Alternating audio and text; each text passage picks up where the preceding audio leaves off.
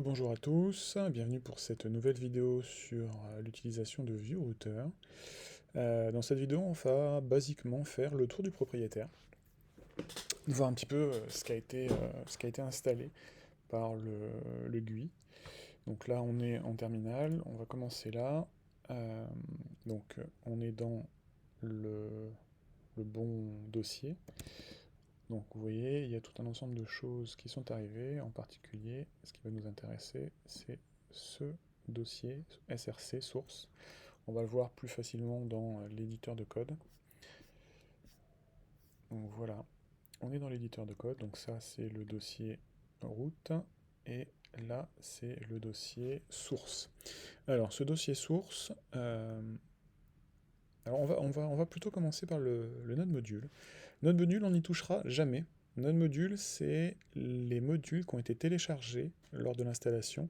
Donc tous ces modules sont nécessaires, c'est des bibliothèques qui sont nécessaires pour la mise en place d'un projet Vue.js. D'accord? Donc ça fait beaucoup de code, mais on n'y touchera jamais.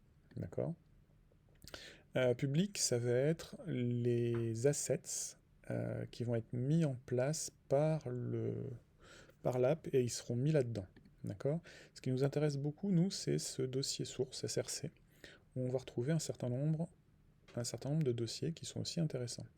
En premier lieu, nous avons les assets. Alors les assets, comme leur nom l'indique, bah, c'est des assets, à savoir, ça va être tous les fichiers, donc images en particulier, mais ça peut être aussi les feuilles de style CSS, ça peut être ce genre de choses qui vont être mis là-dedans.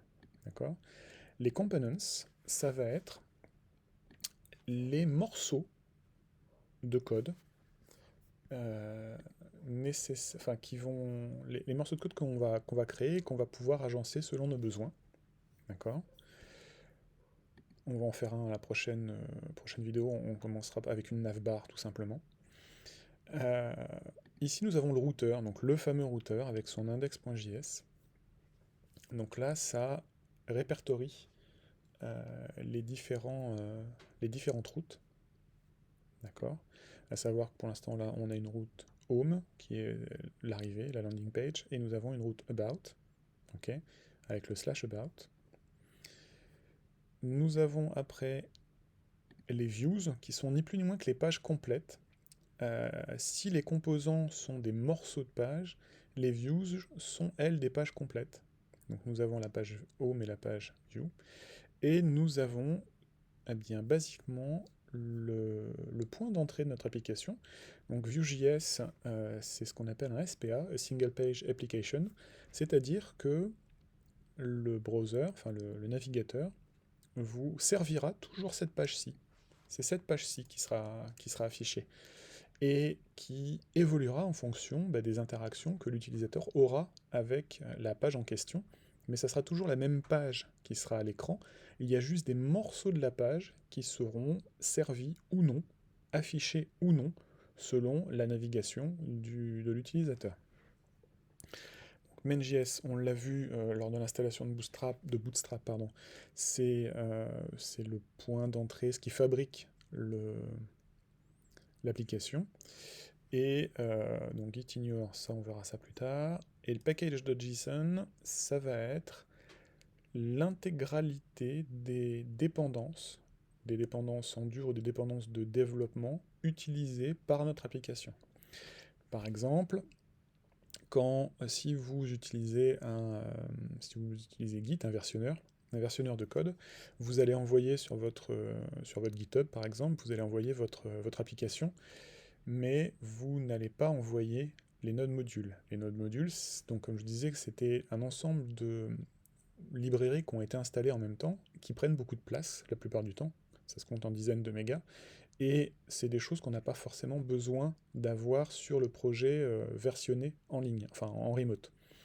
Ce qui veut dire que lorsque vous enverrez ça sur le cloud et que, par exemple, un collègue à vous récupérera ça, il ne récupérera pas le node module, par contre il récupérera le package.json et il fera basiquement dans le répertoire un npm install, et en fait le npm install regardera l'ensemble des dépendances nécessaires et les retéléchargera à nouveau dans ce dossier node module.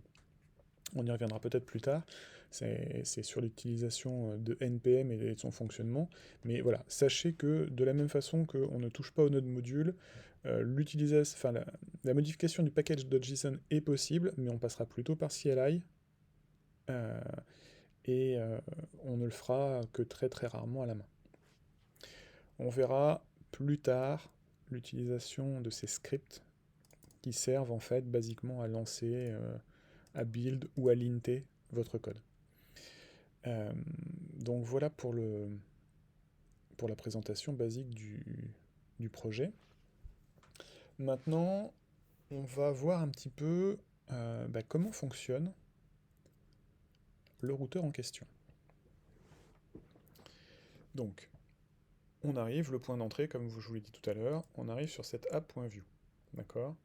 Et là, on a ceci. Router link.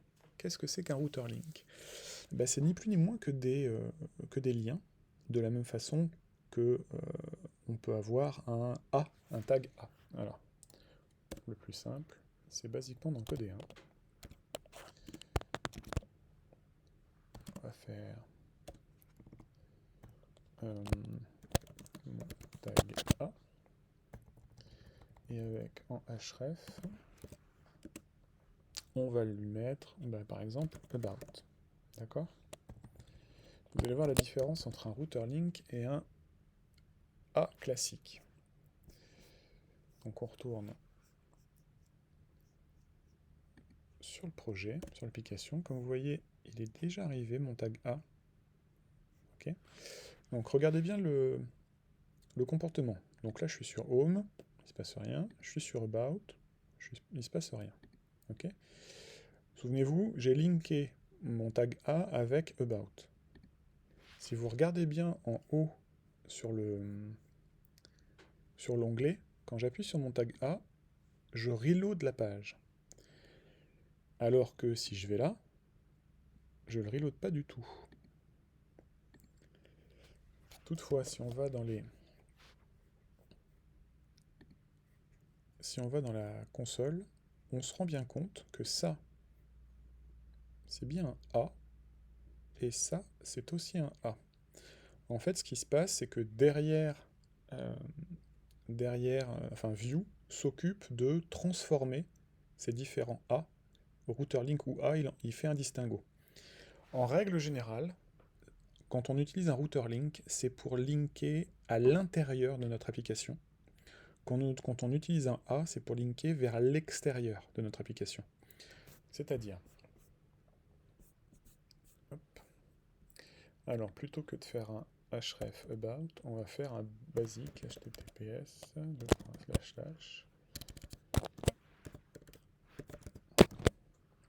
.fr. Et donc là, on va aller vers Google. Google, donc.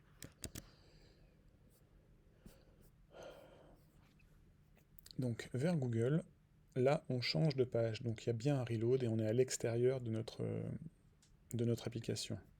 Par contre, ici, on est bien à l'intérieur de notre application. Et tout l'intérêt d'avoir une single page application, c'est effectivement par rapport à des technologies plus anciennes, classiques, on ne fetch pas l'intégralité des données de la page.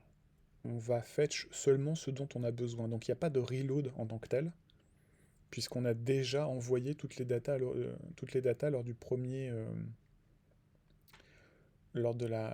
appel. Alors on verra après qu'on a aussi ce qu'on appelle des lazy load, pour justement éviter d'envoyer l'intégralité de l'application en un seul coup. On va pouvoir la découper en petits bundles. Mais voilà, la différence principale, à l'intérieur de votre application, vous allez utiliser des router links. Ce router link, il est lié à ce router view. Et ce router view va basiquement appeler ceci, l'index, donc le routeur en tant que tel.